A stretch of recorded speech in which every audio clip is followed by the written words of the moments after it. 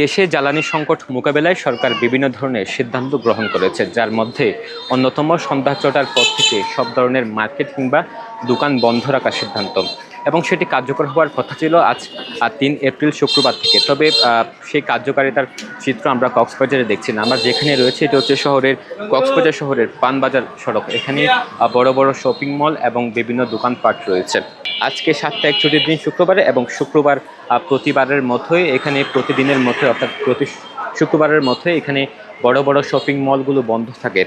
তেমনই বড় বড় শপিং মলগুলো বন্ধ রয়েছে, তবে অন্যান্য যে দোকানপাট, বিশেষ করে জুতোর দোকান থেকে শুরু করে অন্যান্য প্রয়োজনীয় যে দোকানপাট, সেগুলো এখনও পর্যন্ত এখানে খোলা রয়েছে। যে সরকারি নির্দেশনাগুলো ছিল সরকারি ও বেসরকারি অফিসে সকাল ৯টা থেকে বিকেল ৪টা পর্যন্ত চলবে, এবং ব্যাংকের কার্যক্রম সকাল ৯টা থেকে বিকেল ৩টা পর্যন্ত সীমিত থাকবে, এবং সব ধরনের মার্কেট ও দোকান সন্ধ্যা ৬টার মধ্যে বন্ধ করতে হবে, এবং বিয়ে বাড়ি সহ অনুষ্ঠানের আলোকসজ্জা লাইটিং নিষিদ্ধ করা হয়েছে। এবং আগামী ৩ মাস সরকার নতুন কোনো যানবাহন বা কম্পিউটার কিনবে না।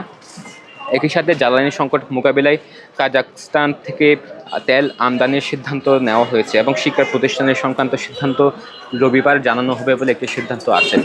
তবে এখন পর্যন্ত যেই আমরা মার্কেট এরিয়ায় রয়েছে, অর্থাৎ শহরের পানবাজার যে সড়কটি, এখানে এখন পর্যন্ত দোকানপাট খোলা রয়েছে। তবে ব্যবসায়ীরা যেমনটি বলছেন, তাদেরকে কোনো মাইকিং করে বা তাদেরকে কোনো প্রশাসনিক দপ্তর থেকে এখনও পর্যন্ত মাইকিং করে এই সিদ্ধান্ত জানিয়ে দেওয়া হয়নি। তারা সামাজিক যোগাযোগ মাধ্যমে দেখেছে। তবে এখনও পর্যন্ত এখানে সব ধরনের দোকানপাট খোলা রয়েছে, অর্থাৎ যে সরকারি নির্দেশনা রয়েছে সকাল